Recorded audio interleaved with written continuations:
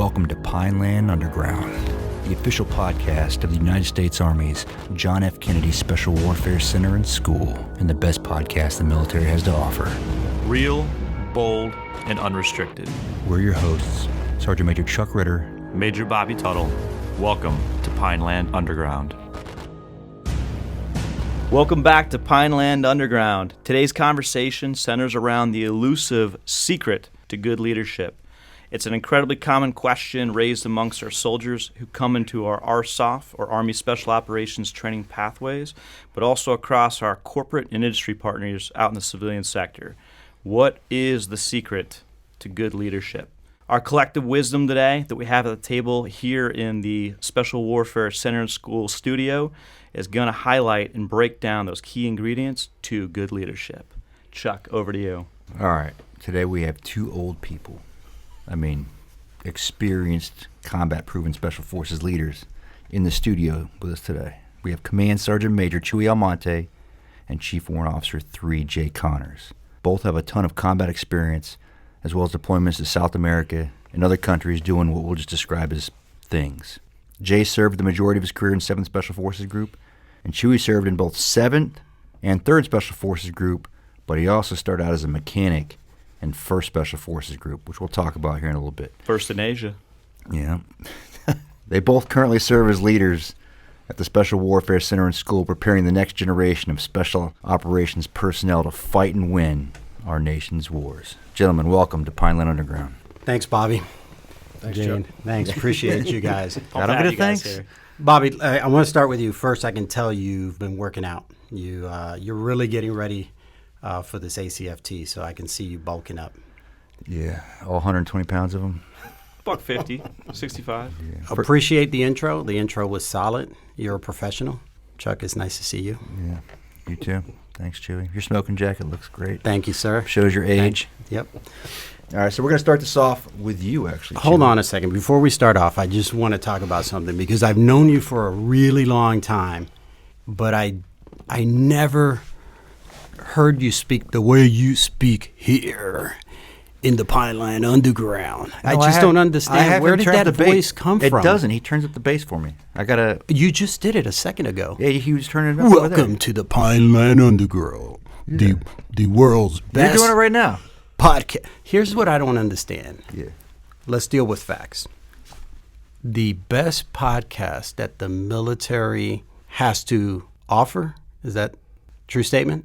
The best podcast in the military. In the military. So let's unpack that.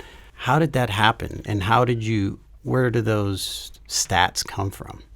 We just make them up. That's what I thought. That's what I wanted to get. It is relentlessly awesome. Yeah. And if you have listened to any of the episodes, which I know you have, it is relentlessly awesome. Okay. I just want to deal with facts, Chuck. You're a facts-based guy, so best podcasts.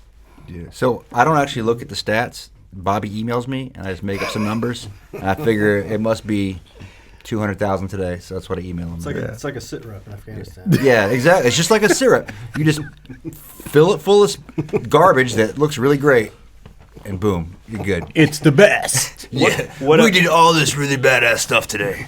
We are so awesome. Pineland Underground. What I will say is we did, as a team here, on behalf of the Special Warfare Center and School, we have hit 44,000 listens across the episodes we've done. And so that reach, being able to touch soldiers, being able to touch prospective RSOF candidates, as well as our corporate civilian partners and members across the Army. You guys see how he did that? That was one officer. The field grade officer just reeled us in. That was one officer. Slam dunk. You enlisted swine. But 40,000 of them were Chuck. Yeah, just keep. We had 191 last October. For our listeners, though, obviously you can't see. We're going to start doing video. We've got a pretty incredible setup that we've been able to transform the Pineland Underground studio to be a professional podcast studio. But as we are having some incredible talent today, I will note that Sergeant Major Chuy Almonte is rocking a smoking jacket. And so he very much feels like you're in a G base about to have a conversation with your G chief or your guerrilla chief. Really excited about the conversation we're going to have today. Chuck's about to offer me some Copenhagen, so you're going to see me turn pale white because I don't chew, Chuck. I don't chew either, man. Stuff's gross. Mm-hmm. All right, well, let's start this thing off. So since you took this over, and Jay, you haven't let Jay say anything. He's over there looking at me like, damn. What you got, Jay, before we start off with this conversation? Oh, well, I say we jump right into it. All right, we'll jump right in. All right, Chuy. We've had a lot of discussions about having purpose in life, right? And how important that is. So what drives you, and then why? What's my purpose is the question you're asking? What just drives you in Yeah, life? what Like, drives what's you. your driving force that pushes you forward that you feel complete with? Yeah, so for me personally, and I like to speak for my family, it's my faith in Jesus Christ. And so that's my foundation. Everything that I look to do every day, whether it's as a husband or as a father or a soldier, is based off that faith. And so, in our family mission statement is that we strive to be an example of the love of Jesus Christ. That's like the first line in my family's mission statement, whether that's through like generosity and contributing our talents, our time, all of those things. And so that's really it. My purpose is my faith. Can I unpack that real quick? Can you talk to us about how you and your family came together and created a mission statement for the family? What did that look like? How old were the kids? Like, how did you craft that as a senior non-commissioned officer? Yeah, so that's a good question. Thanks, Bobby. So that just happened recently, early on this year. Actually, my former first training group commander, Stu Ferris, Repeat offender here on Pineland Underground. Yeah. Mm-hmm. Awesome man. He sent me an invite to be out on a journey to write a legacy letter for our children. So there's this guy, Blake, who offers that. He received a legacy letter from his dad, and after passing away, read it, and then he went out on a quest to get 1 million men to leave legacy letters. And so we basically had 4 sessions with Blake, a group of us, about a dozen. We'll dial in once a week. In that, I want to say it was the second or third session, Blake challenged us all to develop a mission statement for our family. And man, that hit me. It was very embarrassing at first for me, that here everything we do in the military is driven by a mission statement. Every single thing that we do.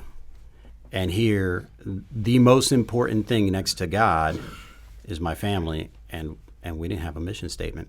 So Michelle and I sat down and said, hey, we have to do this, but the kids have to be bought in.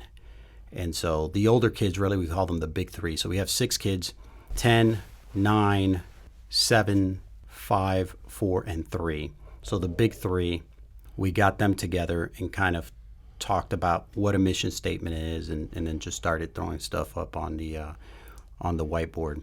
And we still don't feel like we're completely finished with it, but some guy just inspired us to write a legacy letter for our children, and that's where that mission statement came from. I love that. That's awesome. I'm definitely inspired to do that with the family. I'll share it with you. Yeah, please. Yeah. Jay, what drives you? What every day when you wake up, what drives you to excellence? Aside from, the obvious family, it's the guys. Like, that's my second family, you know what I mean? Back when I was in Florida, every Thanksgiving we would get together and at Thanksgiving dinner table, and we would join hands. Guys from my current ODA, guys from ODAs before that. It really is about the guy on your left and your right. When you become a warrant, they don't tell you this, but when you're an enlisted guy, it is the guy on your left and your right. When you become a warrant, they give you like a peek behind the curtain of the officer world, and I didn't really like that, so I like to divert back to the guys. So you get that peak though, but you do have to live in that world every once in a while, right? Sure, yeah, you got to operate within it. Yeah. That actually takes us to the next point that we want to talk about, is having the priority of people, right? So I know you and Chuy talk about this all the time, but what does that mean? What is having the priority of people? Like, people say it, but what does that mean? Well, I'll give you an example. Right? The reason why I'm here is, to be completely clear, is I approached Chuy and said, hey, man, you need to go do this, right? Because when I came from the operational group, I experienced his leadership style, and it was something that I had never seen, and I'm not saying I had bad leaders. I had phenomenal leaders. Matt, Griff, Kevin, Bruce, all good guys, real good dudes. But it was just different than what I had seen before. And it was like, not to sound cliche, but a breath of fresh air. Can you talk to us or articulate a little bit? Like, what are some words to describe the leadership style that you observe from Chuy Almonte, having worked with him? Yeah, well, there's been an initiative of people. I don't know when it started, maybe 4 or 5 years ago or something. That became commander's priorities, right? So a lot of what you see is like, hey, I'm doing this for the people. I'm doing this. I'm signing a leave form for a guy because his father's sick or something. In Chuy's people leadership is more of a proactive one, right? Like he knows that your father's getting sick before you ask him to go on leave. And matter of fact, he's saying, hey, go on leave.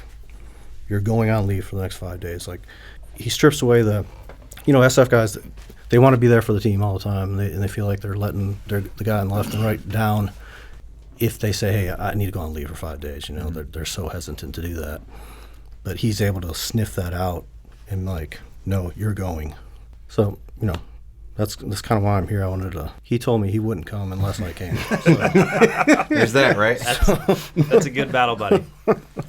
So with that, you said you've had to peek behind the curtain, and we say people first, but have you witnessed that where people just say it, but they don't actually act it and live it? Of course, hasn't everybody? To be real, Mm-hmm.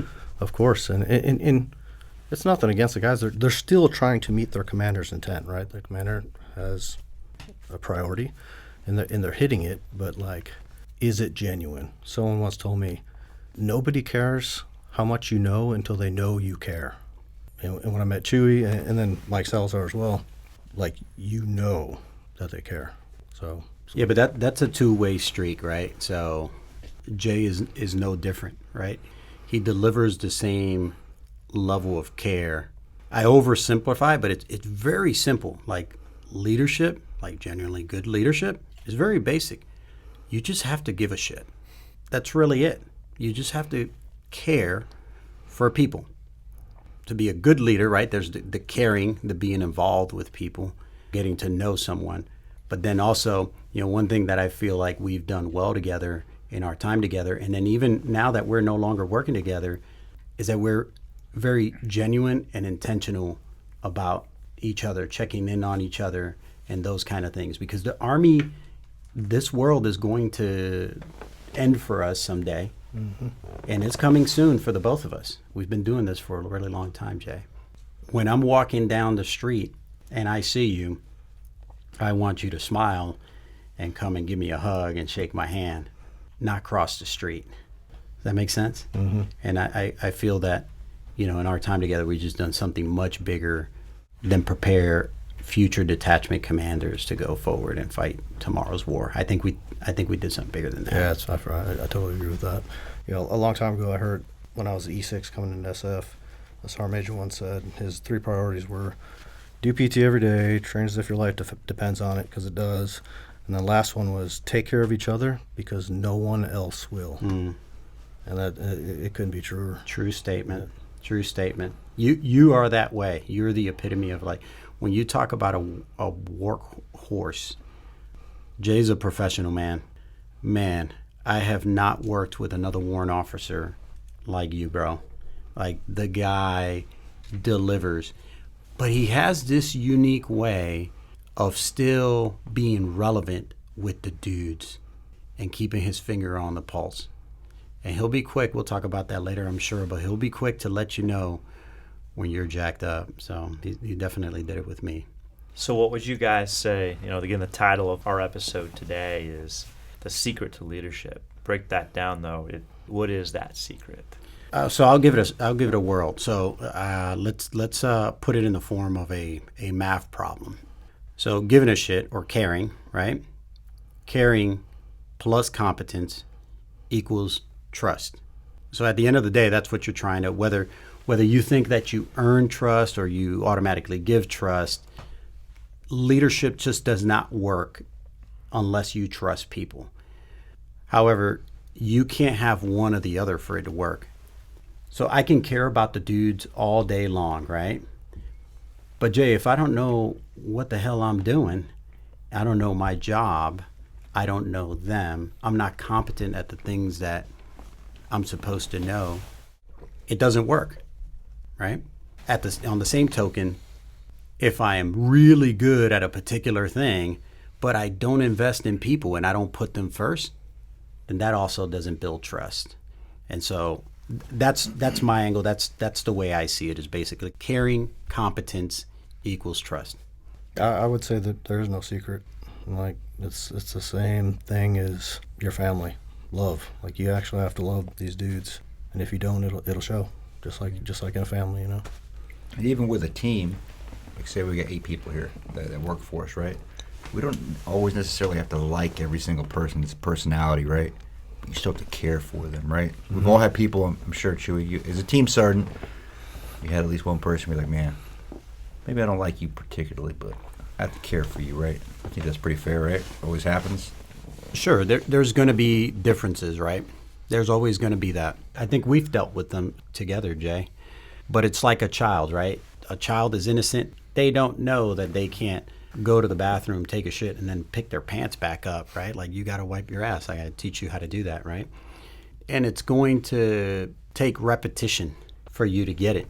And so in the past, my mindset has been like, hey, I'm done with you. I've tried, I'm done with you. I think the new version of me says, hey, that mission statement that we talked about, that I strive to do the things that Jesus tells me to do, right? There's no buts in that mission statement. So I agree with what you said. I think the new me is trying to look at things from a different angle, right? From, kind of have that more of a growth mindset to some of those engagements, right? Mm-hmm.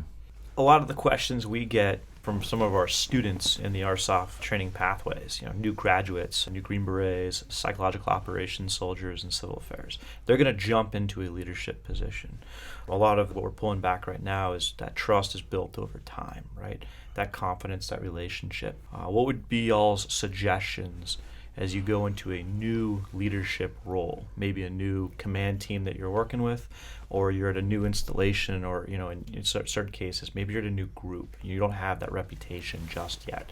You walk into that team room setting or that work setting. How do you start developing that? How do you start showing or truly caring about people? Where does that initiate? Where does that start for you both? What I've started doing now that I've gotten older, and this is, we change as we get older, is I try to find the good thing about this person, their strong point, and I grab onto that, and then I start growing how I think about that person based off of a good thing. Rather, when I was younger, it was like, oh, this guy did one bad thing, so he's automatically a piece of crap, and it would grow from there, and he would just become more terrible. Now I try to find, everyone has good strengths and everyone has weaknesses, we're all human. But so I grab the good thing and I start growing the relationship off of that. What I'm hearing here is growth mindset versus no-fail environment, right? And that you had a transition from that at one point, Chuy, from what you're saying in your own mind. Let's define that. What does that even mean? What is a growth mindset? Go ahead. You want me? No, get it. I tell the students is when I was 20 years old, I thought I knew, or when I was 18 years old, I thought I knew better than my parents. 100%, like, they don't know crap. I know better. Then I turned 20. And then I realized, man, when I was 18, I was an idiot. But now I got it. And then I turned 22. And I'm like, man, when I was 20, I was a freaking idiot. But now I got it. It was only till I became like 35 when I realized there's a pattern here. So if I didn't know something then, I probably don't know anything now. So I just keep my mind open and kind of go from there. Those failures make you who you are. Yeah. And so after we've had so many of those, we kind of smile and almost embrace it. Even when we're going through that difficult time, it sucks. But on the back end, because you've experienced it so many times before, that failure you are going to use to uplift somebody else, and that feels good. Even yourself, right? You fail and you learn from that. Yeah. And you just grow stronger. you come back at even more powerful than before. Yeah. To piggyback off of what Jay said, so I'll be a little more graphic with it, right? So one of my own biases, right, or things that would turn me off were fat soldiers or, overweight soldiers. I would see that and immediately I was, man, that guy or gal has nothing to contribute. Clearly I'm wrong, right? Clearly that is not the case. I think that the more mature me thinks of things of, hey, maybe you could inspire that guy or gal. They get in shape, because who doesn't want to be in shape, right? Everybody wants to go home and show mama their abs, right? I know I show off my 8-pack every night. No, I don't have one of those anymore. But they want to feel good about themselves, but they also, want to be able to perform long term, like what they are willing to do for the organization and pay it forward, like you can't put a price on. And not to mention that I was overlooking how much talent and really their genuine heart. They could be great people, right? And so that's just one example for me that I've learned along the way, right? That just don't cut people off just because they suck at running. Yeah. Well, you said the word inspire, right? We talked about all these different parts of caring and the secrets to leadership, which maybe there are and there aren't any, which I think that we're all in agreement here in the room that there's probably no secret to leadership. But certain words like inspire, take care of, lead, advocate for, right? I think the advocacy part is something that a lot of times we lack as well, but all these are just ingredients to caring, right? Like, how do we break that down even further? Like, what does it even mean? Like, we can say the word to care, but what does that mean? Like, if we had to break that down to its lowest common denominator. Yeah, so that's the way I see it, is just being in a journey with somebody. You're jumping on a highway with them, and you're on this journey with them.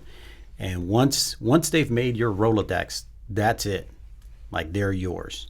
You're responsible for checking in on that person. You're responsible for, hey, how are you doing professionally? How's your family doing, right? That balance isn't always 50-50, but are you navigating that? And are you asking the difficult questions? Are you holding them accountable? There's a sense of accountability, right? You are on this journey, and the longer you live, it should be harder, because that Rolodex should get bigger and bigger and bigger. So that means there's more people to care for. And then you have to really get smart and try to put them into small groups so you can use some of those individuals that are further along to kind of take care of those much younger guys that maybe you have too much of a generational gap between, right? Like, it's hard for Jay and I to really connect right now with a guy that's at the ODA level, because we had like GRGs in our pockets and that were laminated, and we thought we were cool. And now these jokers have like computers on their chests, and they're able to do things that we couldn't imagine, right? So it's kind of hard for us to stay relevant with that. But if maybe we stay connected to like that next generation right next to us, then they can connect with them. So I know that sounds like really like complicated, but it's not easy. I think you have to be, number one, you got to be intentional about it. I think another word to add there too. So Chuck, you just brought up inspire, to care for, which is caring is the theme that we're getting on right now. Yep. Which caring means, I think, being present, giving a shit, as you just mentioned, Chuy, leading, advocating for. I also think that protection is another thing that goes into good leadership too. Protecting from outside distractions, protecting from unwanted things that are coming from the peripherals, but also things like protecting people's time, their abilities to say no to something if they're overwhelmed with either tasks at hand or with stressors that are coming into their lives as well. I think that's kind of a word we also should include there too. Yeah, I agree with that. I'm going to add something further to that, Bobby. So there are no boundaries of caring.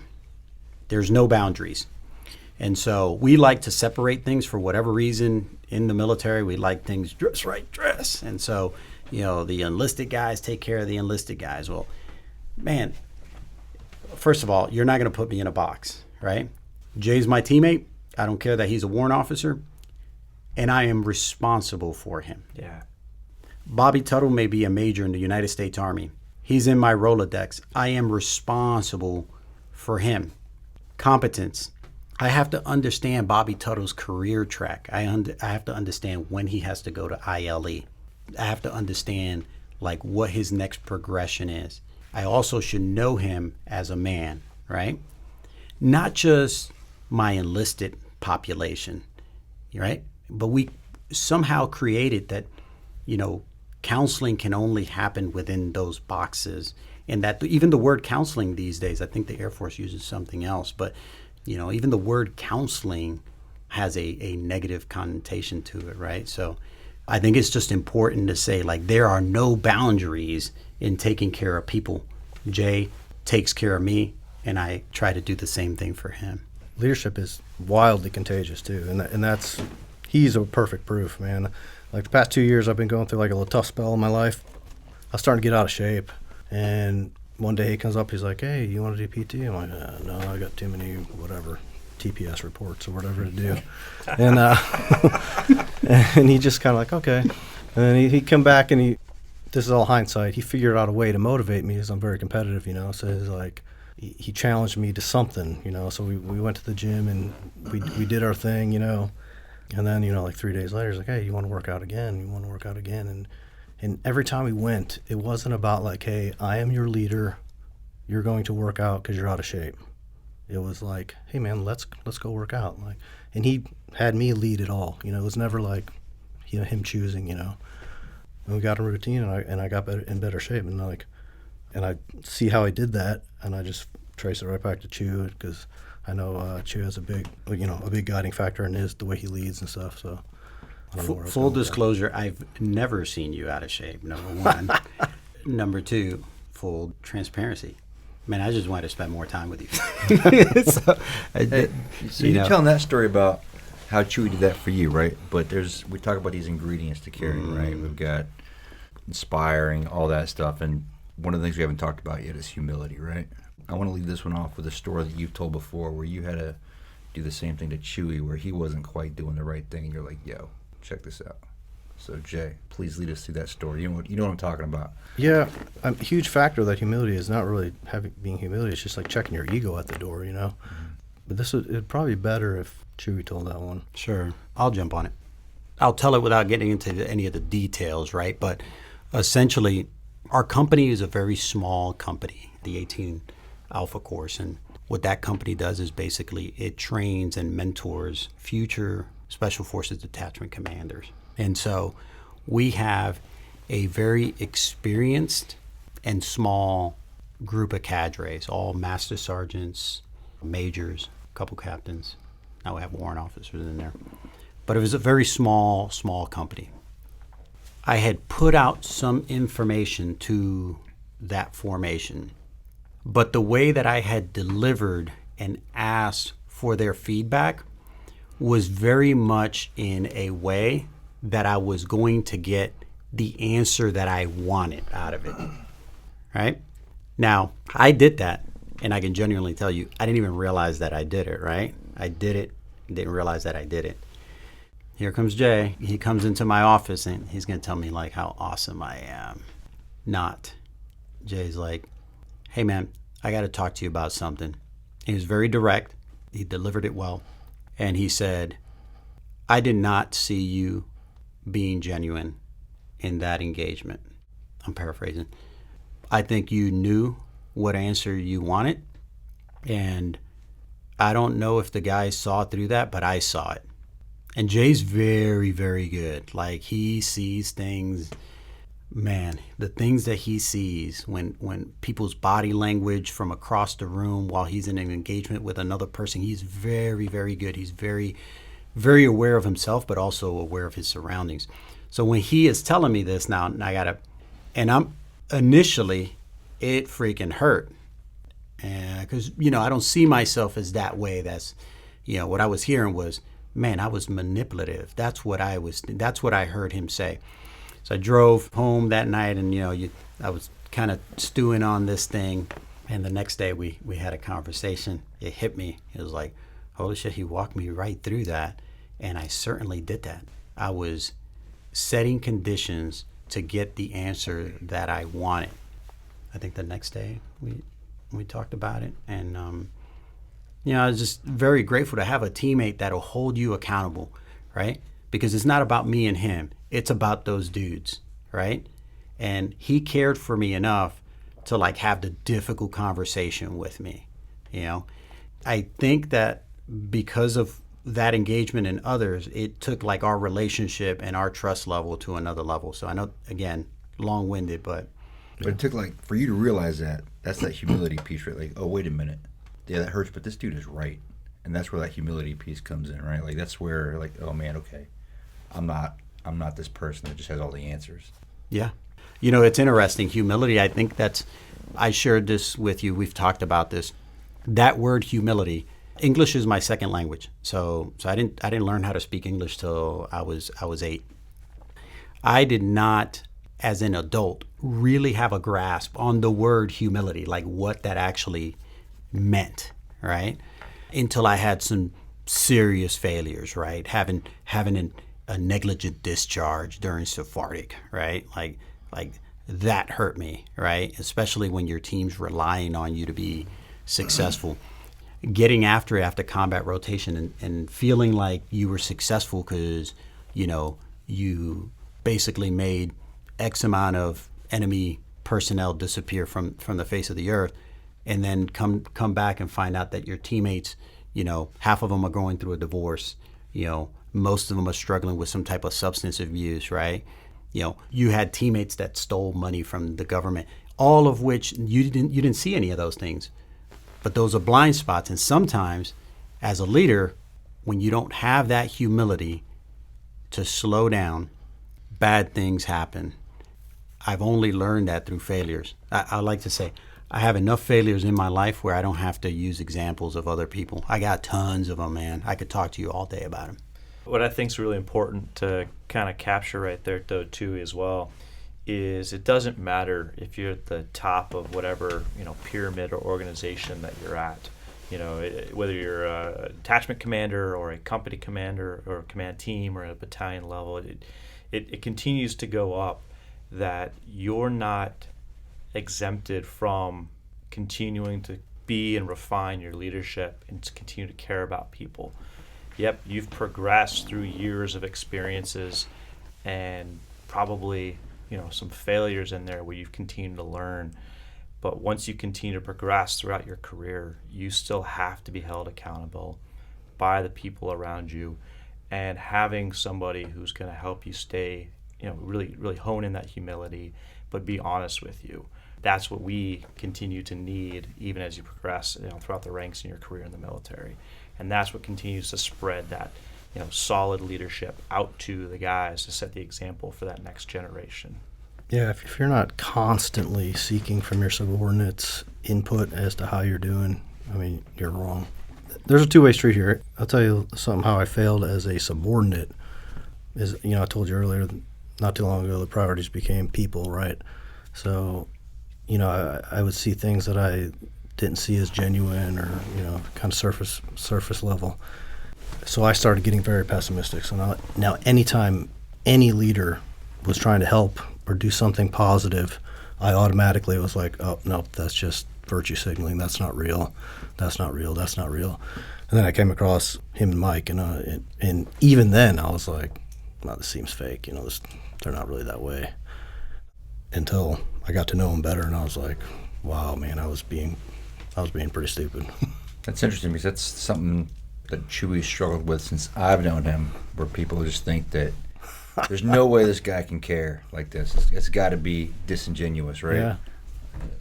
We've talked about that a lot for the past 10 years, right? Even I've caught myself like, man, Chuy's got to be up to something. Like, what's his angle here? Like, there's no way he just cares. But one day I had a realization. You called me. This was years ago. You're like, you know what, Chuck? He's like, you're one of the few people that call me. Like, you don't even want anything. You're just like, hey, man, just checking up on you. How you doing? It kind of made me realize, like, yeah, he does the same thing now. I was like, damn, it's just being a good person, right? Yeah, and I'm conscious of the fact that, so when we talk about vulnerabilities, right, that was something that I was uncomfortable with, right? Because when younger in my time in the military, I would have probably not reached out to you because I didn't want to come off as a phony. And so I would hold back from who I naturally am. And I genuinely think that most of us are that way, that most of us want to help people, or we see someone in the hallway and that person just does not look right? Like, so I just listened to the mask that we wear and When the Wolves Come Knocking podcast. You guys know that, Mike Fioca, he and I work together. He's one of our CIFSIC instructors. I've had detailed conversations with him on, his journey. And for him, it was that moment of locking eyes with someone that gave a shit, Terry, and said, hey, let's talk, right? Those opportunities, I think we see those all the time, every day. If you're intentional about it, they happen every single day.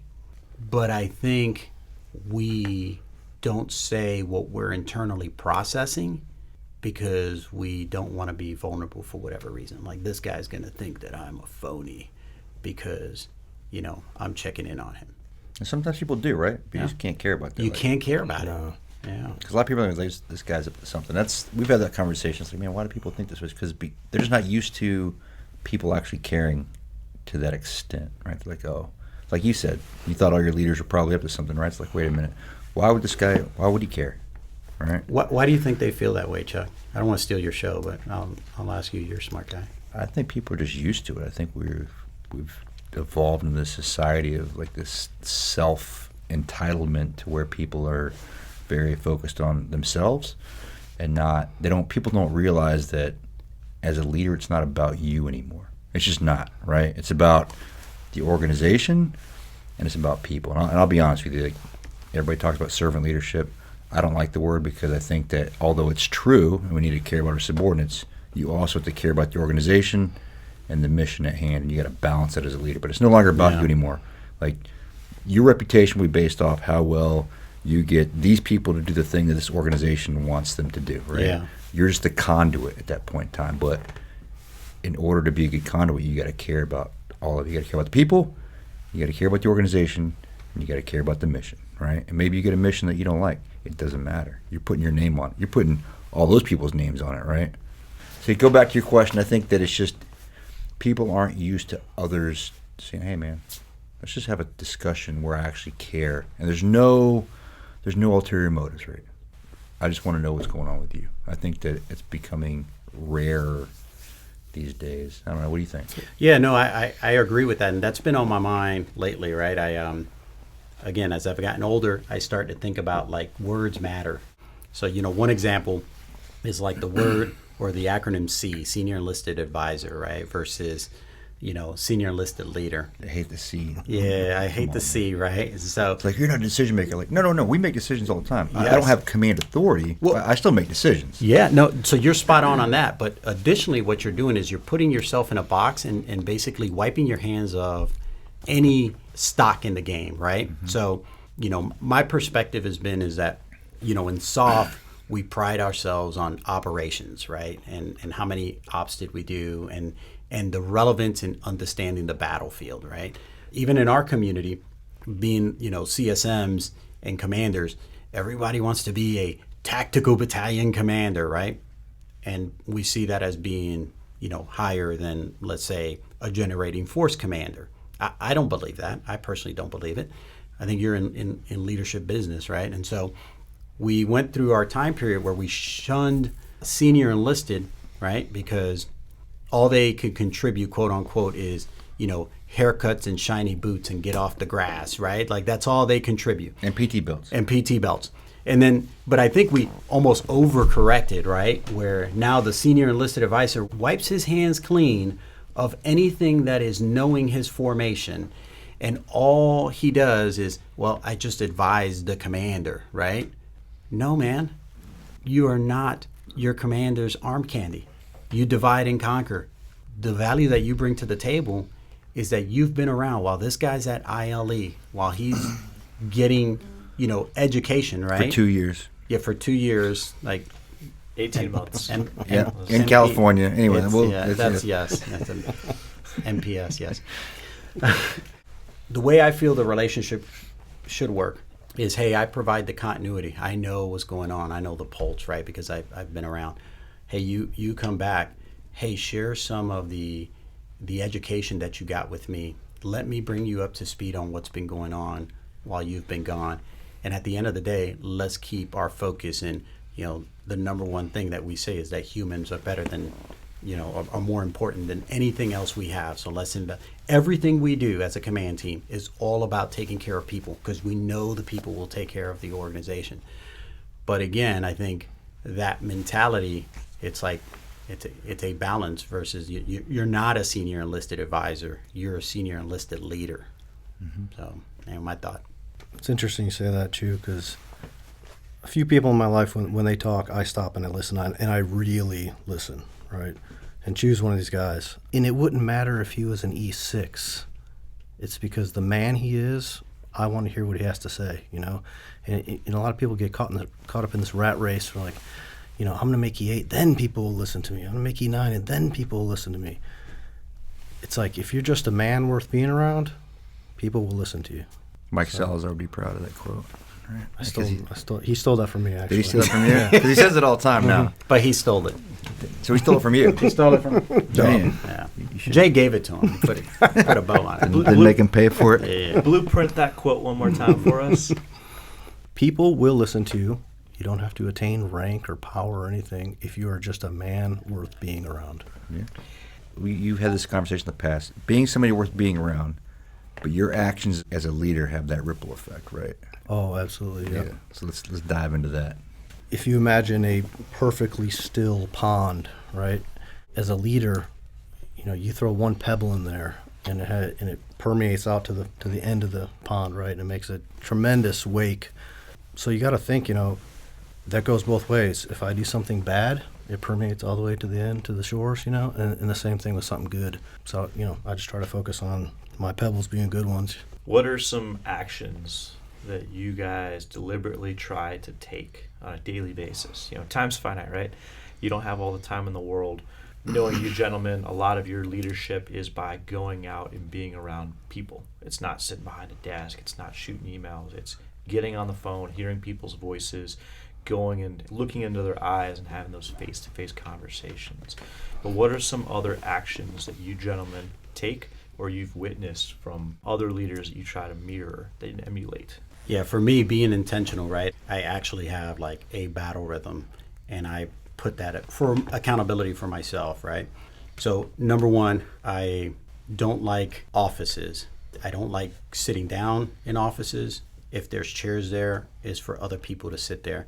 You know, my workspace as like a foxhole. I'll fire off some rounds, and then I got to move somewhere. I personally have to have human interaction. I have to. That's just the way that I am.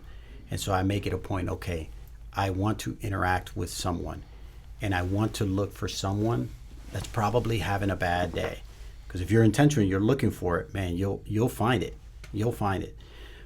My drive home, that's my decompression time, right? When I hit the rocks on my road, I want to be able to like give Michelle and the kids like their time, right? But on my way home, I'm either doing a search, right? Which one's on that Rolodex that I have not heard from and he has not checked in? I need to reach out to him, right? Or I may need a boost. And that's when I call Chuck and I'm like, Chuck. And he fires listen off to this with shit. He fires off with that voice. Yeah. His Pineland Underground voice. That's sort of like my battle rhythm. Now, I'll give you an example. When I first took over this job of the Advanced Skill Battalion, you know, we went out to Safua. We got our Charlie company that runs all. What is maritime. Safua like for the people who don't know? Special Forces Underwater Operations Center down in Key West, Florida. And so those guys run our combat dive course. Combat divers. Combat divers. Dive soup. No. It's right next to Chuck's air assault wings. Yes, the 10 hardest days in the Army. Yes. Far harder than dive school. Promise you. So those guys run 4 courses continuous, right? They're always working, and they have a small 36 people in total, counting civilians, right? So they're constantly working, and cost of living is like ridiculous out in Key West, comparable to places like Hawaii, San Francisco, New York. You know what those places that I mentioned get that Key West doesn't get? Cola. But when you go buy a loaf of bread, it's the same. When you go buy a gallon of milk, it's the same. So these guys, on my first visit there, And COLA's cost of living allowance. cost of living allowance. Thanks for helping me on that, Chuy. Yeah. So one of the things that they deliver is like, hey, Sergeant Major, if you want us to be open with you, let us share something that we've been sharing for a really long time and we have not gotten leeway on it. And this was one of them. And so I put it on my phone. It's a monthly reminder on the 8th of the month. I ask myself somewhere along there when that thing goes off, Chuy, what have you done today this month to get after the cola issue in Key West, right? Because I may not be thinking about it every minute of every day, but every time those guys go to the pump, or every time they go to the commissary, or Publix is what they have there, they're feeling it, right? And so as you're like managing like bigger organizations, that becomes a challenge. But, you know, I have a battle rhythm that helps me stay connected with our people. And so that's what works for me. One thing I truly appreciated, one of my mentors, but also former first grouper, as well as second Special Warfare Training Group commander, Colonel Josh Rates. Again, you only have so much time in the day to dedicate to go around and see people, and it's always tough to kind of build in that executive or that discretionary time, and that you can protect it. One thing that he would do, and I always appreciated this, was he would allow people to come to him every other week. Wednesday mornings from 06 to 07:30, he would have a rucksack, and he would be, hey, I am available if anybody wants to come, do a ruck march with me. And it was no set agenda. It was, if you just want to come pick my brain, run some stuff by me, talk through some issues, seek clarity, seek guidance, or help me best understand how we're doing and contributing to the organization. Here's what I'll be. Bring your rucksack. And it was mentorship through a road march, of course, but that time together where you're going through something physical together, you're outdoors in nature, there's no distractions, and then it was just that ability to kind of open up about things. Some folks would show up, some wouldn't, but those who wanted to seek that mentorship would show up, and eventually the conversation would lead to finding clarity through what he was looking for, and the vision of the organization. And it was a super easy way to just be present when you can't, during the workday, be going around and seeing everybody all the time. And I truly appreciated that. It feels really good too, like you feel in a comfortable place when you know that you have a leader that you can rely on like that, right? And so for me, since 2012, it's been this guy Kirk, right? So Kirk was my company commander. Very much the same way we would do counseling over a rucksack or during a workout. The guy is the epitome of like a quiet professional, stupid fit, extremely humble, family man. This guy has had success in the military beyond measures. And throughout all of that time, he's in 06 right now. I can honestly tell you, I don't think a month goes by without me getting a text that says morale check or a phone call. But here's where it gets tricky. I have peers, majors, lieutenant colonels, other sergeant majors. Hey man, I just got a phone call from Kirk. I'm like, what? Man, I just got a phone call from Kirk. Yeah, he's doing well. And I started to think about like, how does this dude find the time to lead these organizations?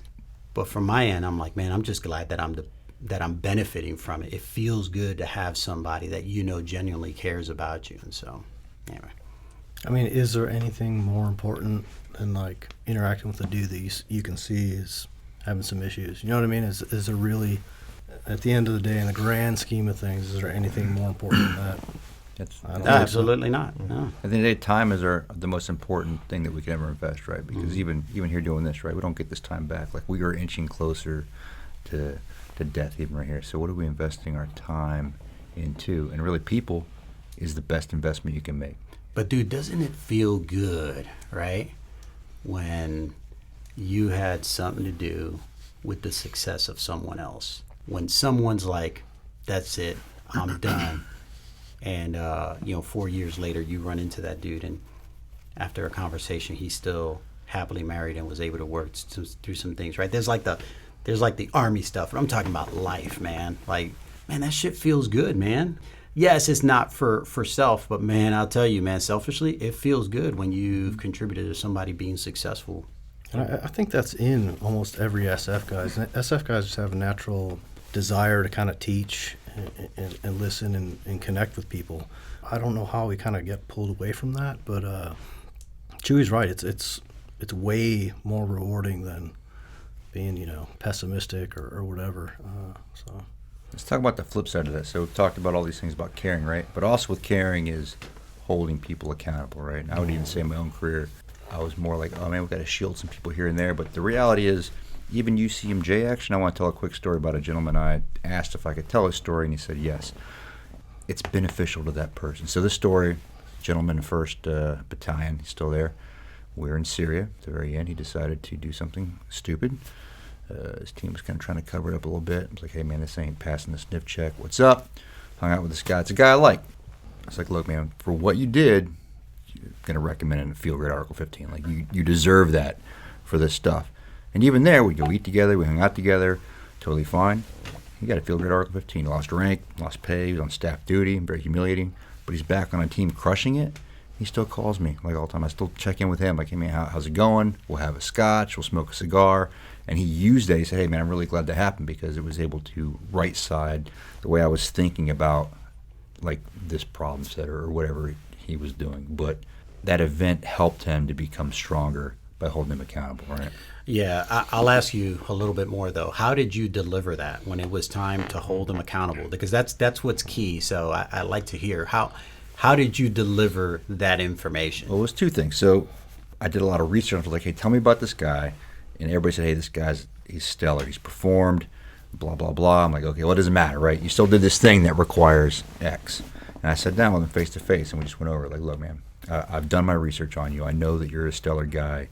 You know, you're a pipe hitter. Your heart's in the right place. But still, this thing, right, you can't do. And also this message is out to the force because it's healthy for the organization that, you know, this isn't acceptable to do what you did, right? I was like, but you can't use this as something that's going to destroy you either. And in fact, I'm going to talk to the battalion commander because I believe that although you do deserve a Field Grade Article 15, it also shouldn't ruin your career, and you should have the chance to recover from this, right? And the battalion commander was absolutely, he definitely deserves an Article 15 for this, but we're going to ensure also that we give him the chance to prove himself, and he did, right? And he was like, hey, man, I'm really appreciative of the way you went about that. You didn't say, hey, I'm going to screw you over. You explained it to me. Yeah, you explained the why to him, right? The why, how it was going to affect him, how to recover from it. How about right? this? How about you were not emotional and it was not personal, right? Where sometimes we get mad at our guys and it's personal, and you know, it's like there's no reason for I'm that, gonna man. crush this guy. It's like, why? no one should ever feel good about handing out punishment. It should hurt you just as much as it hurts them to hand that punishment. Much rather hand out impact awards than, you know, Article 15s, right? So it should hurt you to do that. It's okay to deliver that. It's like, hey, man, it's hurting me to do this because you know better. But you're going to do this, and what I see you is coming out a lot better on the back end. So I think that's probably what contributed to doing that. But, you know, going full circle back to accountability, bro, that's a must, man. It's like your kids, right? Like when your kid does something Yeah. and you punish your kid, you're not like, man, I don't love you no more. It's like, no, man, I love you. This punishment, but I don't want you to continue doing this thing. Bro, right? let me tell you, just recently, so coffee and water is all we drink at the house, right? And Your kids too? No. You don't. was like, you man. don't want my kids on coffee. So like I said, we got 6 kids, and they're for the most part on the straight and narrow. And so my second oldest, we have a fridge out at the barn. And we had some like drinks that we normally don't drink. There's like a few Monsters out there, Cokes and Sprites and all that stuff, right? We had an event and they just stayed out there. And my daughter finds a Coke can out in the woods on our property. And she's like, dude, like makes him confess to it. Long story short, when this is all said and done, there's like 14 cans out in the woods under pine needles and all kinds of jazz. Monsters, Gatorades, all kinds of crap. Bro, you stole from me. You did something you weren't supposed to do. In the course of like the tactical questioning, we found out that there were, 1 to 5 and then eventually 14 cans. And so this joker had to carry around those 14 cans up until like this last week. He carried a trash bag with all those cans. So he went to soccer with all these, and his coach is like, Jake, what's the deal with the bag, right? And so, when you're asked about it, he has to say, hey, this is what happened. And so, man, it hurt him at first, but you can see throughout the month that he had to carry these cans for an entire month, his growth. Man, when we told him, hey, you could throw that bag in the back of the truck, I'm taking it to the dump tomorrow. man, he just lit up, man. But again, like, man, kids want to know what the left and right limits are, so when they're crossing them, they know I'm crossing them, and then, building future Green Berets, right? And just like with your kids, right? Holding people accountable is caring for them. It's also caring for the organization. Yeah. But those conversations, those are the tough conversations. Again, with your kids, it's you're around them. You are the disciplinarian. You are the father figure in the home. That's almost expected a little bit. But again, in the workplace with your brothers and sisters in arms, that's the really, really tough one.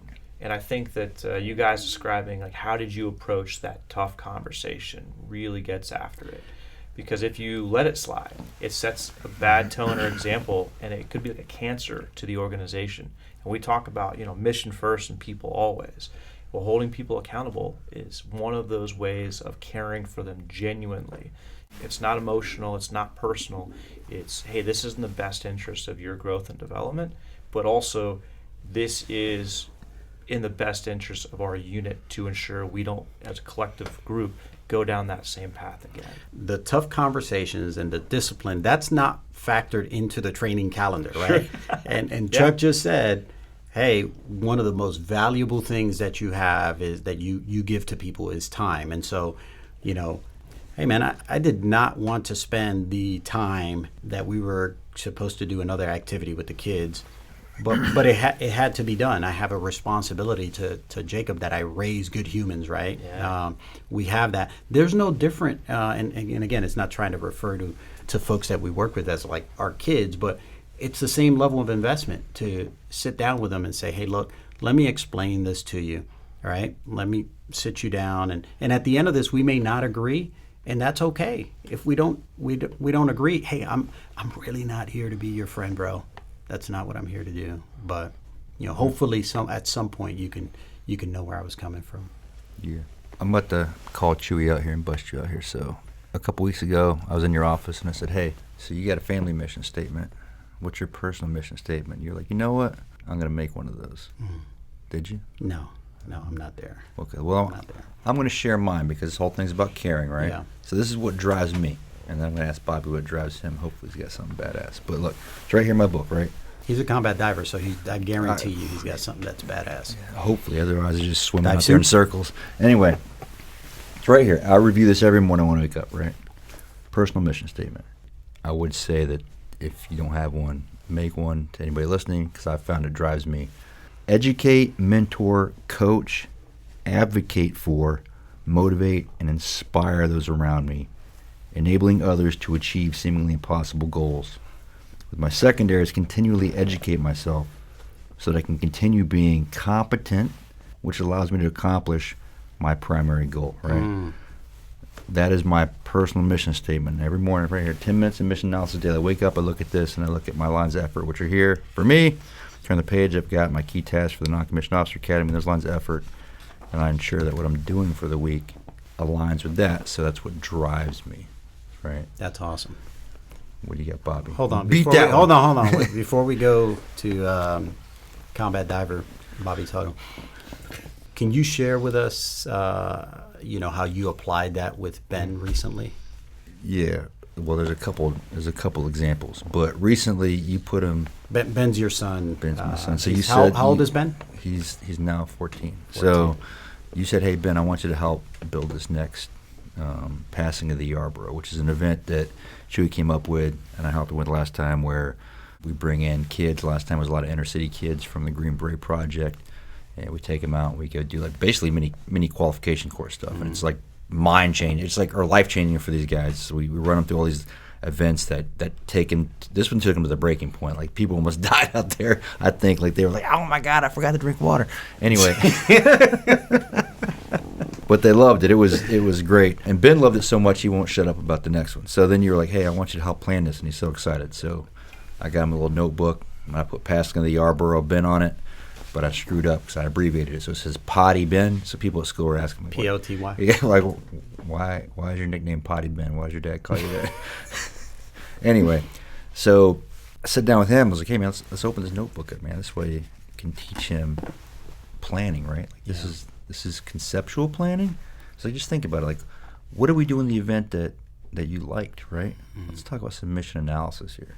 And we went through like, hey, let's analyze what what are we trying to accomplish with this event? Like, what are Chuy's goals with this event before we get into conceptual planning, then get into detailed planning? But sitting down, just having that conversation, that mentorship of, hey, man, this is what this means, but this is how you can apply this to this thing, but this is how you can apply it to the rest of your life, too. Like, come up, do some mission analysis first. Figure out what it is that you're trying to do before you just do. Then, like, just say, like, if you ever catch yourself making the commander's intent before you're done the mission analysis brief, your finger drilling. Yeah. Stop doing that. Like, figure out what it is you're trying to do first, then come up with a commander's intent for yourself, and then come up with some conceptual planning, make sure it makes sense, and then go into detailed planning, right? Like, that's the key. Don't just start doing stuff. The Army's onto something, right? This should actually It work, works, right? It's almost like it's genius. It's genius, right? And in the process of it, what are you doing? I think you're hopefully building a Green Beret.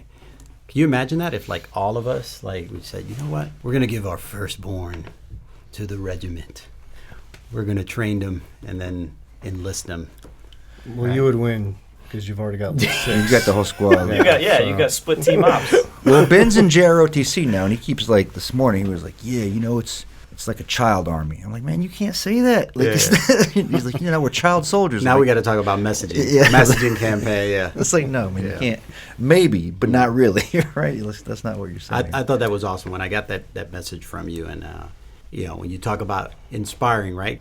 Right now we see things like from a military lens, but in community, you're doing that, like, constantly, right? Whether it's at your church, whether it's your neighbors, you know, with your own children. Yeah. Dude, Ben is inspired. He is all in, right? You know, I think he's gravitating to this passing of the Yarborough thing. He liked that because he was in a group of people Yeah. that saw his value, right? They're Yeah. like, man, this guy's valuable to us. Dude, share that story. And he got to inspire Come people. on, share and that. You share that story. You're the one that tells it. But anyway, he saw it and he's like, wow, I can do things that drive this group of people to this goal. And he's like, that was crazy, you know, just by saying a few things and then just leading the way. Again, not to side rail the conversation, but this is when you talk about, like, inspiring and leadership and seeing that this stuff happens at all levels. It's all around us, right? So Chuck, myself, a few other leaders within the organization, we're out in the Camp McCall footprint, you know, running this event. And the purpose of the passing of the Yarborough is to create an opportunity for service members to connect with kids, essentially, and use some of the training we received and apply it to maybe some of the challenges that they're experiencing, right? So that's the premise of passing it to Yarborough. Yarborough knife is a knife that we're awarded when we graduate the qualification course. That symbolizes, hey, you've made it through the training, you have all the initial level training, passing that down to your children. So these guys are out there for 2 days, and one of the culmination events was a team event. So we break up the teams into two. And right before we launch them, we start asking questions to both team leaders. One of the kids is a inner city kid. He's about, I think he was 17. This is a smart kid. You can tell he is very, very street smart, has great Never been in the woods intuition. before, though. Never been in the woods, right? Like, None of has these kids another have. story where he scared him while he was going to a Porta John. So we asked him, we're like, hey, bro, so who do you think is the most valuable asset on your team? This kid does not hesitate. He's like, Ben. And we're like, really? Tell us about it.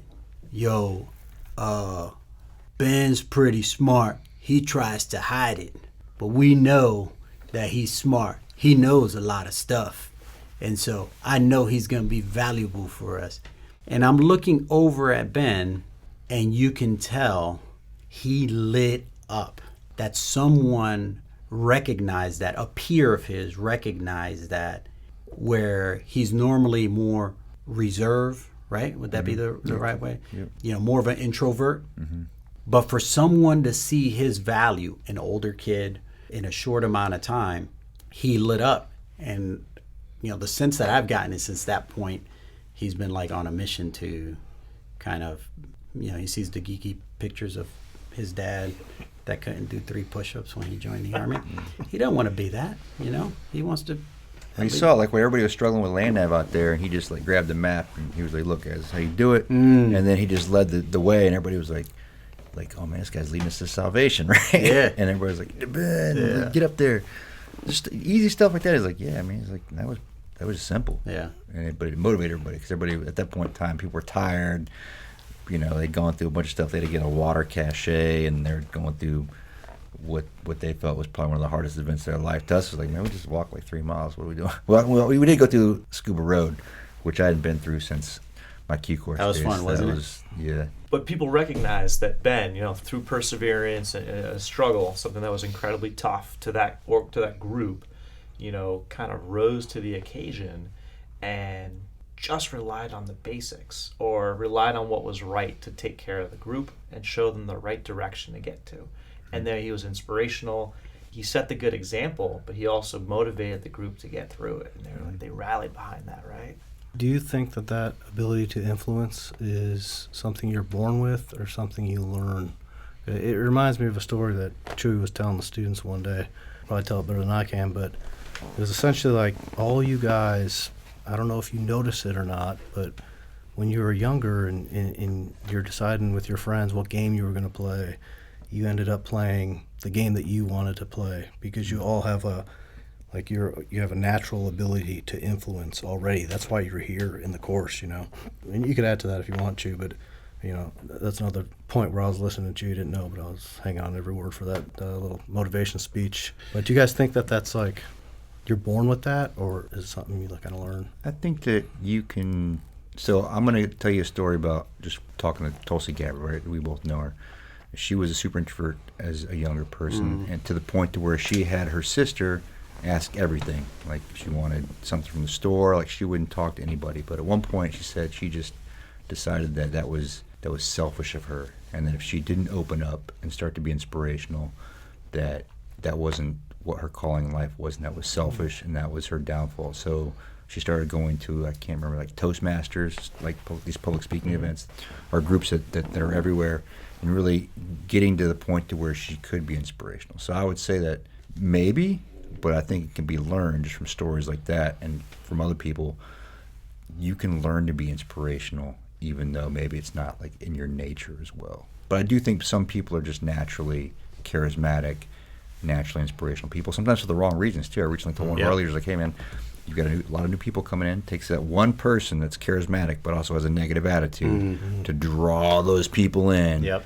And negativity spreads like a cancer. So I think yes, but it can also be used for bad as well, right? What you got, Chuy? You're looking at me like... No, I think you're right, and I think Colonel Gabbard's a great example of that, right? Of a person that, talk about giving a shit, like she gives a shit, man. She cares about people, and she delivers, and so. And just to plug real quick too, because we're talking about caring for people and leadership, but you don't have to agree. Like me and you disagree all the time. We're discussing, right? Plenty of things with Tulsi I disagree with, like politics and everything else, but it doesn't affect my opinion of her, right? Still friends. Like, me and you're still friends. We talk and we disagree all the damn time, right? And we have a normal conversation because that's okay. Yeah. We don't have to agree on everything. I think that's something we're kind of losing in society too. It's like, how about we can have a difference of opinion and still have respect, right? And as long as we can agree that taking care of people is our number one priority. Yep. So. What you got, Bobby? You're looking at me like that. So I don't have a mission statement for myself. Oh yeah, that's right. We're kind of like, what is your what drives Major Bobby Tuttle in life besides golf? Hey, clear skies and long drives, right? Drives drive me. I drive drives. I don't know. My parents instilled at a very early age that the three most important things to us were God, family, and country. And they prioritized those things and then ensured that my sister and I recognized that, and we had an appreciation for our faith, our family, and our country, and of which we celebrate, regularly. We set aside time as a family to appreciate each of those. And so those are the three things I try to emulate. But I also, want to write a family mission statement, as I have a almost 9-year-old and a 6-year-old. I think now is kind of the right time to allow them to have input in it and continue to refine it, right? That's going to, mission statements can refine over time. But I heard on a recent podcast I really liked, and I wrote this down, where, kind of a good rules to live by for a family. And again, you take care of your family takes care of you. You take care of your military or your Army Special Operations family, and they will take care of you. And it was the acronym TEAMS, TEAMS. And that was take responsibility, That's owning your failures, being honest, and taking ownership. E is encouraging others, developing them, bringing them up, but also keeping them accountable. A is asking for help. Something we truly, personally struggle to do is asking for help or seeking help and guidance. M is mastering yourself, finding that genius internally, but being the best person that you can be. The best, the best Bobby Tuttle, the best husband, the best father, the best LREC director, or whatever position that I'm in, but just the best teammate that I can possibly be. The best podcast host with Chuck Ritter over here. So mastering yourself. And the S is understanding sacrifice and knowing how to sacrifice things that are important to you for the development of, your family, your team, the mission. And so TEAMS, teams, like that. I like that. It's good. That's pretty smooth. Yeah. That's pretty good. Usually I hate it when people have acronyms. I'm like, oh, it's kind of stupid. Well, it's pretty just impressive. goes yeah, well. It's officers. They're going to do that. They have to. They have to. You have to. Yes. Even if it doesn't make sense. It's like, what? Yeah, you go over to HDD now, it's like, they don't even try, usually spell it out and put the acronym. They just put the acronym and they spell it after the fact. It's like, what? Why'd you do that? Well, you don't have to have an acronym for everything. Well, that's what Thor 3 literally was. All right. It just sounded really cool. Yeah, this is the PUP, the Pineland Underground podcast. It's called the PUP from now on. I like the encouragement one. I mean, I think that's way undervalued. I see Chuy do this a lot, but it feels so much better to give somebody some encouragement than to say something negative, Super valuable, and you could actually see it in the dude. If you give somebody some positive encouragement, you told the story about Ben. It's no different with guys to our left and our right. You tell a guy something good that he's doing good, and you could see it on his face. Mm-hmm. Yeah. We used to do it with Mike Salazar a lot. Like, hey, sir, you got this, man. Like, don't doubt yourself here. Like, especially in the water. That was some embarrassing times for him. But I was like, come on, man. Sorry, let's not talk about that. Let's not talk about that. Speaking of him, just move your legs. He told me something that kind of stuck with me. One day, I had to get down to Florida for something, and we had something big coming up on the schedule, and I didn't want to leave, but I had to leave, Mm-hmm. And he got wind of it, and he's like, hey, go do that thing. I got it. And he basically took a task that was totally in my lane that I should have been doing, and he made me leave. And I felt kind of crappy about it, Mm-hmm. But he said this. He said, hey, all he did is kind of turned and looked at me. It's like, hey, I am my brother's keeper. Mm-hmm. Yeah, he does say that. And that's that right there. And he fucking means it. He really means it. Yeah. And for listeners, we all he's one of the best officers in the regiment. So we just take chances to take little jabs at him because he does have some weird hands and some other things. But Yeah. he's going to be a general one day, for sure. Him and Bobby Tuttle. When we talk about inspiring, I'll tell you a little story about me. So I told you, I didn't come to this country till I was 8, and so I'm the youngest of 3. My parents divorced. Essentially, my dad kept all the money, and my mom got the kids. And so we relocated from the Dominican Republic to Brooklyn, New York, a small area called Bedford-Stuyvesant. So very impoverished area, right? So we went from living very comfortably to living in a very shitty apartment. And so I'm the youngest of 3. My sister's 6 years senior, and then I have a brother that's 7 years senior. And so, now this guy's 15 years old. He's responsible for me, and he's trying to fill the role of my dad. That's what my mom tasked him with, right? And he didn't want that shit. He wanted to be a 15-year-old. He didn't know how to speak English either, right? But he did it, man.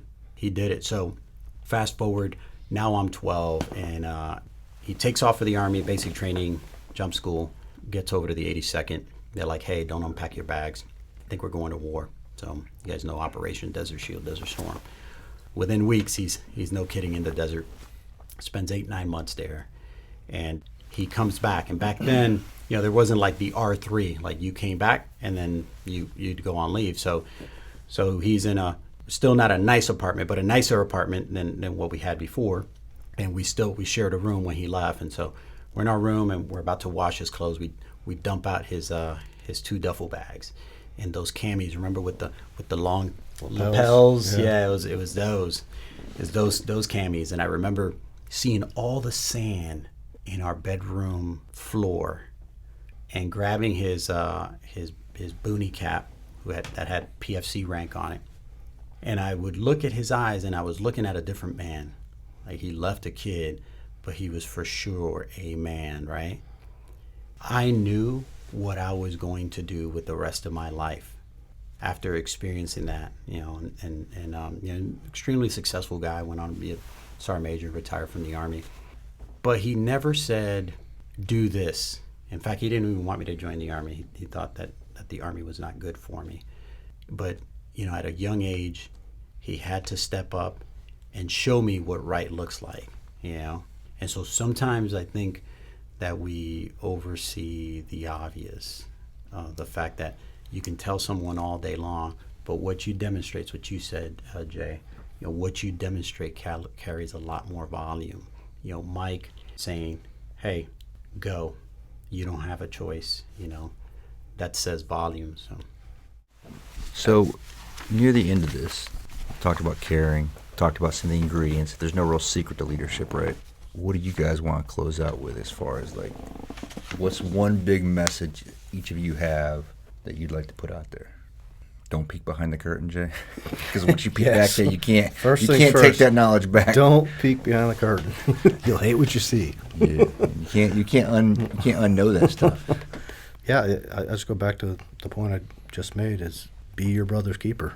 You know, senior, subordinate, whatever. You know, you look after them in different ways. You look after your seniors differently than you look after your subordinates, maybe. But they're still your brothers, and you take care of each other. Because at the end of the day, no one else will. It's true. Hey, with that, though, I think my definition of caring would be like if my podcast co-host did my online training for me. Oh, yeah. I think that would be, that'd be pretty legit, right? Yeah.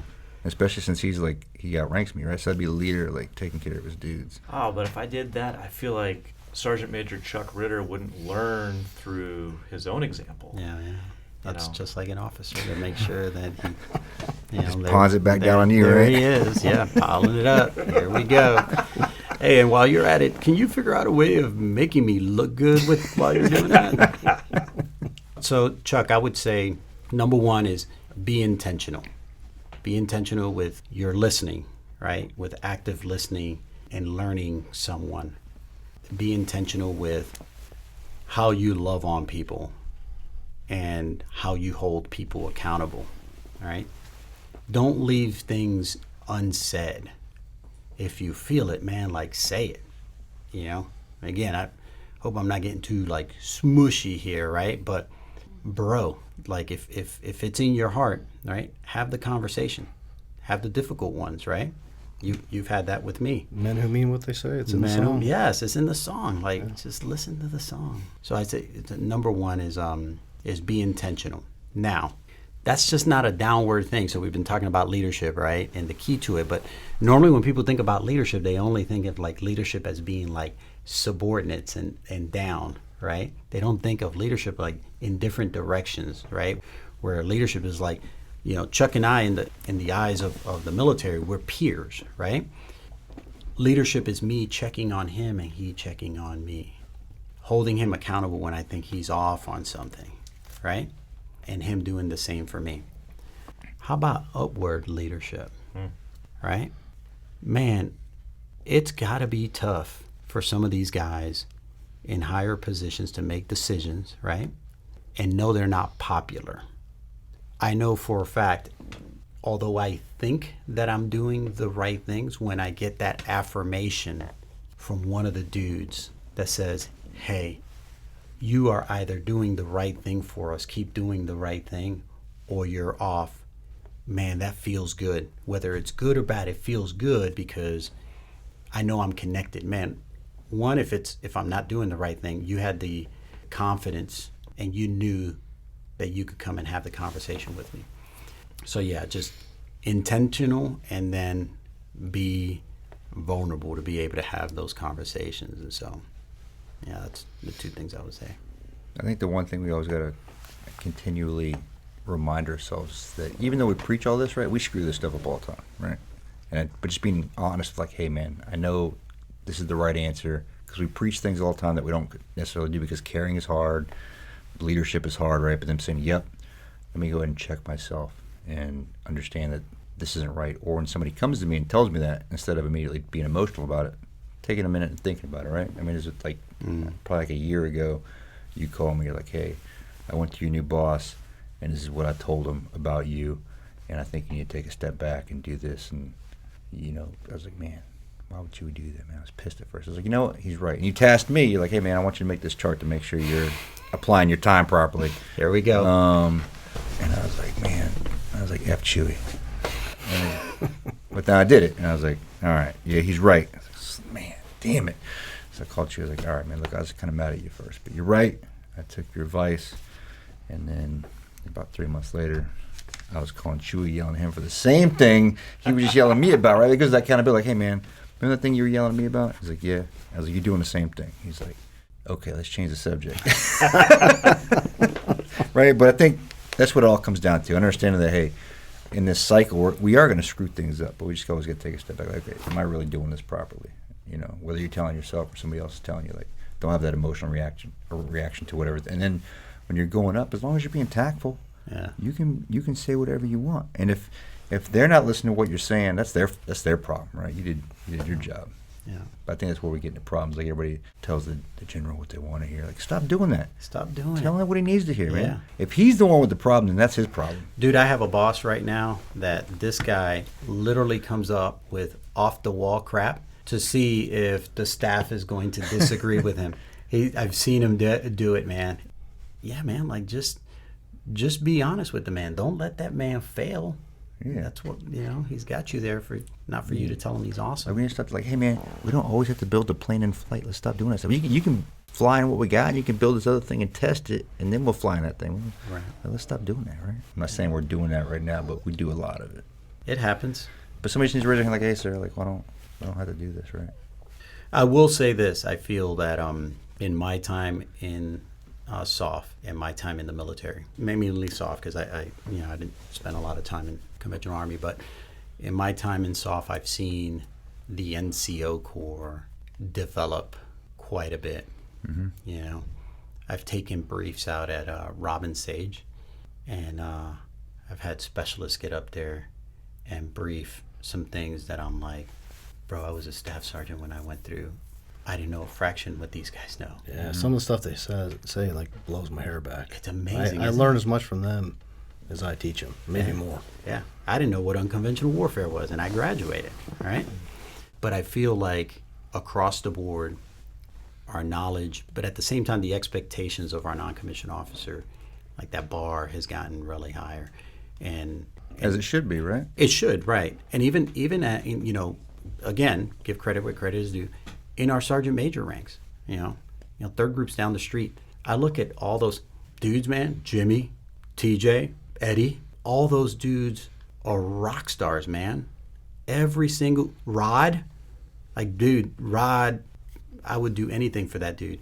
Those are all the sergeant majors. They're super fit, super knowledgeable, and not afraid They to make say, you feel dumb when you talk to they them, make right? you feel dumb, and their counterparts and superiors, general officers are like, those guys start talking and they immediately start listening. They listen. Man, it just feels so good to be like, those guys are my friends, and that's just, again, third group because they're just down the street. But Josh King over in fifth group, and Eric Coran, all those dudes are like super, super intelligent and fit, which, again, my experience in the past hasn't always been the case. Yeah, sometimes, like we talked the other day, sometimes guys like Sean Mullins, like, when you talk to him, you're going to feel like an idiot. Every time.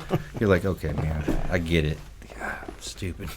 He's not trying. He's just No. All these guys are just exceptionally smart. You know what? My struggle, I think I shared this with you, with Sean, is that Sean, I know, is intelligent enough to know that I'm a moron, but he still makes me feel like a moron. So I'm like, I know you're smart enough to kind of dumb it down so that I at least feel like, but he doesn't care. What about the class of E7s, man? Yeah. I rate 4 of them right now, and I tell you what, Hey, man. These guys they're are all far 10 smarter times than we better were. than I was. Yeah, Yeah. It's tough. But the education these guys are getting now, too, throughout the pipeline and even in their NCO PMEs is far better than anything that we got as well. And then I think we also, we've created the culture of continued learning in those ranks to where it's not cool to be ignorant anymore. Full man concept, right? Like even the fitness, right? Like, you hear rumors, and again, I'm not on the social media, but I hear people saying like, oh, the Q course is much easier. Bullshit, right? Go to one of those LREC formations and look at those dudes. They are built like a ton of bricks, man. I get them all the time. We just started a maritime preparation course, man. And these dudes are crushing it, man. Like in there, literally doing PT, pool events in the morning, and then they go to class and crush class. So they're hungry, they're smart, they're inspired. Yes. They're driven, they have grit. It's an impressive group that is moving in behind us and will eventually be in these positions, years from now. Dude, and again, not to talk on like some recruiting stuff, man. Like, I just wish more people knew about how awesome this community is, man. We do it to ourselves, right? Because our community doesn't like the whole quiet professional mantra. We, don't like to publicize things and market it. If you really want to be here, you'll make it. But I honestly didn't even know Special Forces really existed until, my CSM, volunteer for Airborne School, and he's like, do you want to go to 1st Special Forces Group? I'm like, huh? That's a thing? He's like, yeah. I'm like, dude, I'm going. I didn't know that I was going to be a mechanic in 1st Special Forces Group. I thought that I had been selected to be a commando there. I didn't know there was a process. But anyway, this community is just, it's amazing, and there's so much talent there, You take it for granted sometimes, the quality of people you get to work with, right? Until you start looking around like, wait a minute, man, there's a bunch of, badass people. And you think like the percentage of people that didn't make it or we had a fire that didn't quite meet up, like it's so small, right? Right. Yeah, it's just pretty amazing. As a leader, you're working for like the highest performance human beings the nation has to offer, And sometimes the best thing to do is just get out of their way. Yeah. And when we are complaining sometimes, really, when you think about it, like, you know what? I'm just complaining about how the bag of gold's too heavy right now. Dude, so let me tell you. So we, Advanced Skill Battalion, we had a problem with producing combat divers, right? Like the attrition in CDQC, it's like the numbers were not filling the teams, and so we looked internally and said, hey, how can we source a program where we can capitalize on folks while they're in the Q course and get them dive qualified. And now the operational force doesn't need to build combat divers. They can focus on like advanced, maritime ops. And so we built this program in flight, right? But you need humans to run programs. So talking over to Lee was the CSM for 3rd Group at the time. And so he gives us this guy. Let's call him Dougie Fresh, right? So let's call him Dougie. So Dougie Fresh, we make him like the NCOIC of the Maritime Preparation Course. And this dude takes off with like very little resources, like figures out a budget, has relationships with guys in Safuo, gets all the pre-training, and before you know it, he builds this course, right? But that's not just it. It's a course that it encompasses everything, like our nutrition program. So we had the nutrition folks. He got all the wearables so we can track the performance on how everyone's doing. He's got like psychs and coaches coming down to the pool deck, because we all know holding your breath till you pass out, there's something there with your brain. You got to be a little bit crazy to do those kind of things. And so the numbers in the past have kind of flowed around like 58% to like maybe 61, right? How about his program has an 81% pass rate in CDQC? And these dudes walking around our language institute are just like inspired by this dude. They put out so much because he gives them that positive energy. He gives them all he has, right? And they don't want to fail him. And to be able to be on the back end and see him execute that is a beautiful thing. So getting back at what you were saying, Jay, man, like I just feel like our regiment is stronger and smarter than it's ever been. I definitely look forward to looking at the future and see what it holds if we could just get more people. Yeah. Well, this has been a fantastic opportunity to have this discussion, like the collective wisdom across the three of you, really going into what those secrets of leadership are. I think, for our ladies and gentlemen listening right now, this has been incredibly insightful, inspirational. If you're not inspired after listening to these individuals about joining our RSOF regiment, come check it out. Come spend some time here at SWIC. Yeah, thanks, Bobby. Chuck, appreciate you. Yeah, appreciate the work that they're doing, huh? Oh yeah, this is incredible. Yeah, and Chuck, you too. Like, the fact that you didn't fart throughout the entire You don't know segment. that. You don't know Well, that. I didn't smell it. I know they're You pretty saw Bobby bad. got up a couple times to walk over the corner. But just for the folks listening, man, kudos to you. I know what you do all day, and I know what you do all day, and this is not part of your quote unquote. This is a day. side job. This is a side hustle. Yeah. And so the fact that you guys are doing it to get the word out and address some difficult topics and keeping it real, I appreciate you guys doing that. So thanks. Yeah, Command Sergeant Major Chuy Almonte, Chief Warrant Officer 3 J Connors. Thanks for joining us in Pineland Underground today. Cheers. Thanks for joining us today in Pineland Underground, the U.S. Army John F. Kennedy Special Warfare Center and Schools official podcast. Please tune in to our next episode. We release episodes every 2 weeks. You can reach us at pinelandunderground@gmail.com. Check it out.